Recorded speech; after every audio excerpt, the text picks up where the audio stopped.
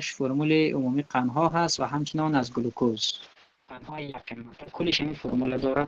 شما این فرمولی که میبینین و این اکسیدیشن میشه در بدن، یعنی با اکسیژن تعامل میکنه. وقتی که با اکسیژن تعامل کرد سوخت و سوز صورت میگیره، یعنی اکسیدیشن میشه. وقتی که اکسیدیشن شد یک مقدار کربن دی اکساید از پیش از آزاد میشه و همچنان یک مقدار آب هم در بدن تولید میکنه.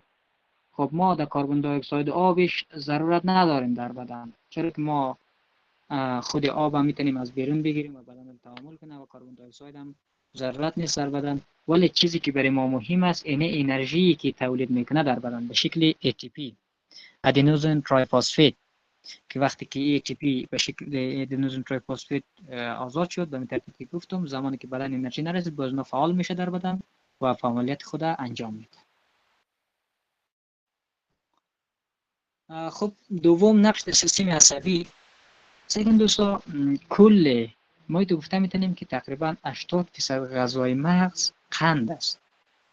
وقتی که شما گلوکوز است، قند گلوکوز، شما کارایی میکنین که زیادتر مثلا سر فشار سر عصب است، سر مغز است، مثلا کارهای مغزی میکنین، مثال درس میخونین، مثلا کارهای کامپیوتری میکنین. زمانی که شما زیاد درس میخونین احساس سردردی پیدا میکنین،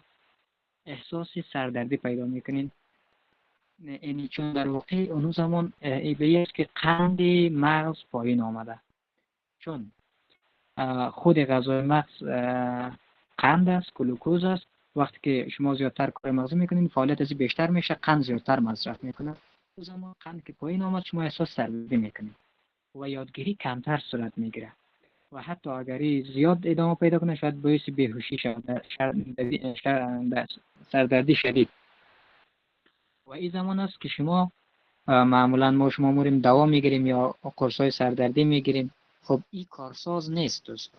شاید این مثلا چی باشه، آرام بخش باشه، سیستم عصبی رو مختل کنه و ما درد احساس نکنیم، ولی این قند مغز پوره کرده نمیتونه. ما شما روز زمان با یک قند طبیعی ضرورت داره، با یک چیزی قند طبیعی میتونیم استفاده کنیم و این مشکل حل کنیم. حتی با یک چاکلیت ساده هم ما میتونیم تا جای این مشکل ما برطرف کنیم، چرا که دوباره همون مقدار قندی که بدن از مغز ضرورت داشت به مغز میرسه. پس نقشش در سیستم عصبی و مغزی بود. و همچنان دوستا سومش برای سنتز و ترکیب.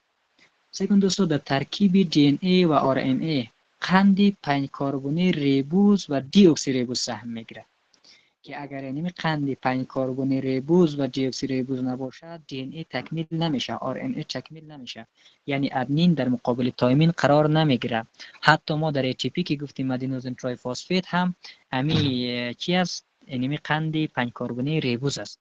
پس یکی در ترکیب اولیه سهم میگیره. این بود از بخش مواد برای سنتز.